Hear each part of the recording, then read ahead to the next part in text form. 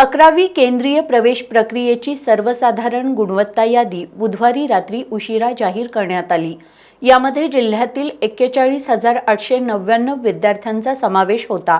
या विद्यार्थ्यांना प्रवेशासाठी मिळालेल्या महाविद्यालयांची यादी 26 जूनला कळणार आहे। आजपासून व्यवस्थापन आणि संस्था अंतर्गत शून्य फेरीला सुरुवात झाली आहे। 11वी केंद्रीय ऑनलाईन प्रवेश प्रक्रियेला 21 मे रोजी सुरुवात करण्यात आली होती। यामध्ये तांत्रिक बिघाड निर्माण झाल्यानं ही प्रक्रिया 26 मे पासून नव्यानं सुरू करण्यात आली। तरी देखील सर्व्हर डाऊनच्या व्यत्ययामुळे विद्यार्थ्यांना नाहक त्रास सहन करावा लागला। प्रवेश प्रक्रियेच्या वेळापत्रकात सुद्धा अनेक वेळा बदल करण्यात आला। प्रवेश प्रक्रियेच्या पूर्वीच्या वेळापत्रकानुसार सर्वसाधारण गुणवत्ता यादी 8 जून रोजी जाहीर होणार होती। मात्र तात्पुरत्या यादीवर विद्यार्थ्यांना आक्षेप नोंदवण्यासाठी अधिक वेळ मिळावा म्हणून यादी 11 जूनला जाहीर होणार असल्याचं सांगण्यात आलं। याची वेळ मात्र जाहीर करण्यात आली नव्हती। बुधवारी रात्री उशिरा ही यादी प्रसिद्ध करण्यात आली। त्यामुळे दिवसभर वाट पाहणाऱ्या विद्यार्थ्यांच्या पदरी निराशा आली।